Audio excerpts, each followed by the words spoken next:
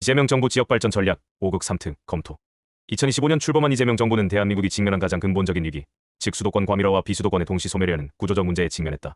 장기적인 경제 불안과 심화되는 인구 절벽 속에서 정부는 국가의 지속 가능한 성장을 위한 새로운 패러다임으로 5극 3특 국가균형 발전 전략을 제시했다. 기엔 단순한 지역 지원 정책을 넘어 국가의 경제 및 인구 지도를 근본적으로 재설계하려는 시도이다. 시장에서는 2025년 이재명 정부가 추진하는 지역 인구 감소 대응, 지역 경제 활성화, 지역 관광 자원화, 그리고 지역 재생 관련 공약 및 정책을 심층적으로 분석한다.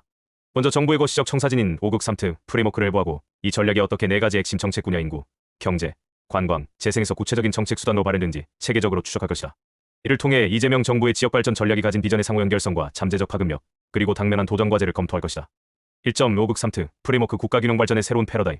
이재명 정부의 지역발전 정책은 5극 3특이란 거대 전략을 중심으로 수렴된다.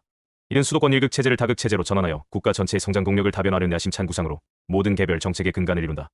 1.1 다극 체제 대한민국의 비전 프레임워크의 정의.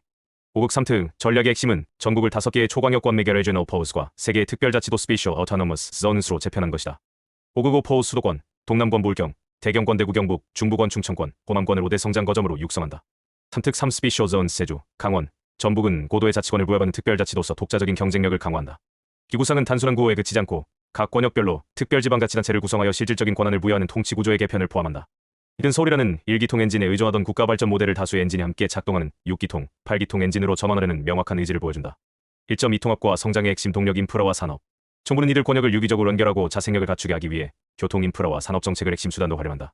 전국 GTX망 확장 수도권 광역급 횡철도 DTX 모델을 5대 초광역권 전체로 확대하여 전국급 횡철도망을 구축한다. 이를 통해 각 권역 내 30분 출퇴근 혁명을 시연하고 지역 내 인적물적 교류를 촉진하여 하나의 경제권으로 통합하는 것을 목표로 한다. 지역별 전략산업 육성 획일적인 산업 정책에서 더나 각 지역의 특성에 맞는 대표 전략산업을 육성하여 차별화된 경쟁력을 확보하고자 한다. 메가프리존 도입 기존의 다양한 특구 제도를 통폐합하여 지자체가 주도적으로 노동, 기업, 교육, 세제 등 규제를 완화할 수 있는 메가프리존을 도입한다. 기인기업 투자를 유치하기 위한 파격적인 유인책으로 지역이 스스로 성장 동력을 설계할 수 있도록 재량권을 부여한 것이다. 이 전략은 철도랑 물리적 인프라와 규제 완화 및 맞춤형 산업 정책에는 제도적 인프라를 결합한다. 특히 GTX의 전국급 확장은 5극 3특, 비전의 물리적 뼈대로서 수도권의 대중교통 중심 압축 성장을 각 권역 내에서 제한하려는 시도이다. 하지만 우리는 이 거대 토목 사업의 실효성에 대해 의문을 가지고 있다. 전국 고속철도망에 대한 회의적 시선, 누가 탈 것인가? 지방에서는 자차가 대중교통보다 훨씬 빠르다는 인식이 지배적이다. GTX를 이용하려면 결국 역까지 자가용으로 이동해야 하는데 그럴 바에는 처음부터 목적지까지 운전한 것이 더 편리하고 빠르다. 막대한 건설 비용을 들여 만든 철도가 텅 빈 채로 운행하며 만성 적자에 시달릴 수도 있다. 광역시에 있는 광주도시철도 1호선도 개통 이래 계속 적자이며 출퇴근 시간에도 자력 텅텅 빌 정도로 이용률이 저조하다.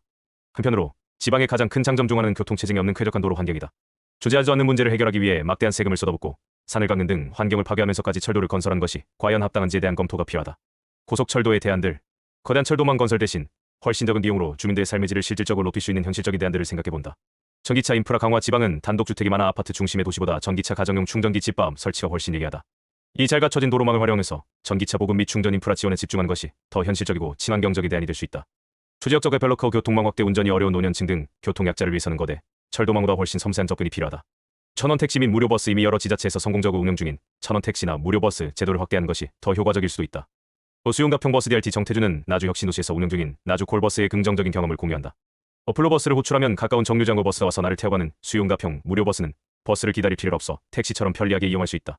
결론적으로 전국 GTX망 계획은 현장의 실제 수요와 동떨어진 보여주기식 정책이 될 위험이 크다. 우리들은 막대한 비용과 환경 파괴를 감수하며 철도를 건설하게 봐 전기차 지원이나 수용답형 버스 업계처럼 기존의 강점을 살리고 주인들의 실제 피해를 채워주는 더 똑똑하고 비용 효율적인 정책에 집중해야 한다고 생각한다. 1.3분 권화 메커니즘. 권력과 자원의 이전.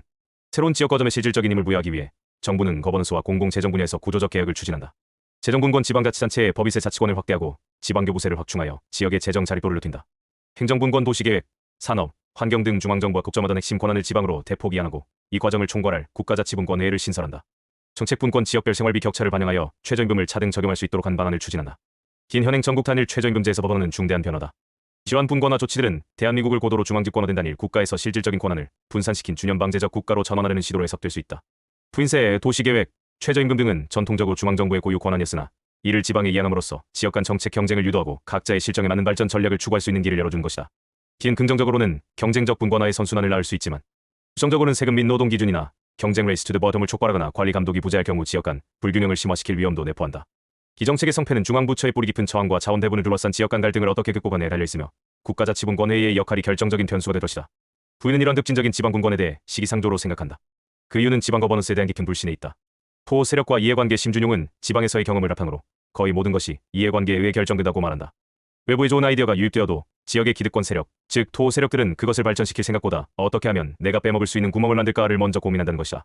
준비되지 않은 조직, 준비가 되지 않은 지역에 강력한 권한 한 장을 채워주면 오히려 문제가 더 커질 것이라는 우려가 제기된다.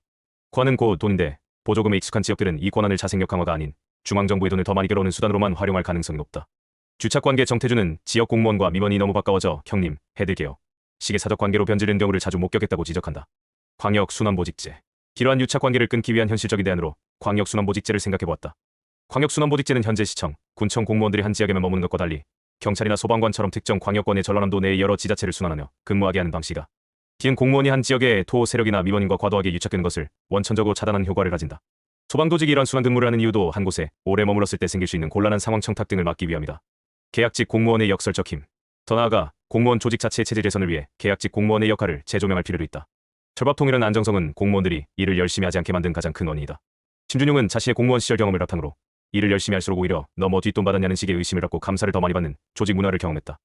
이 때문에 대부분의 정규직 공무원은 현상 유지에만 급급하게 된다. 그는 자신이 공무원 시절 수많은 일을 벌이며 높은 성과를 낼 수 있었던 근본적인 이유가 정규직이 아닌 5년이라는 기간이 정해진 계약직이었기 때문이라고 말한다. 그것이 정해져 있었기에 정해진 시간 동안 최대한 많은 경험을 쌓으려는 강한 동기가 부여되었다는 것이다. 만약 정규직이었다면 단기간에 너무 많은 일을 벌인 것에 대한 부담과 동료들의 시기, 그리고 번아웃 때문에 결코 그렇게 일하지 못했을 것이라고 생각한다. 근 정규직 공무원은 순환 근무를 시켜 유착을 방지하고 특정 분야에 전문성이 필요한 자리인 계약직으로 채워 선거를 내도록 유도하는 이원화된 시스템을 제안한다. 특별 과제는 사람과 조직의 개혁. 부는 단순히 권한과 예산을 지방으로 이양하는 분권은 시기상조이며 오히려 문제를 악화시킬 수 있다고 본다. 그보다 더 시급하고 근본적인 과제는 공무원 조직 자체를 개혁하는 것이다. 광역순환보직제와 계약직의 전략적 활용 등을 통해 조직의 체질을 개선해야만 비로소 지방 분권이 의미 있는 성과를 낼 수 있을 것이다.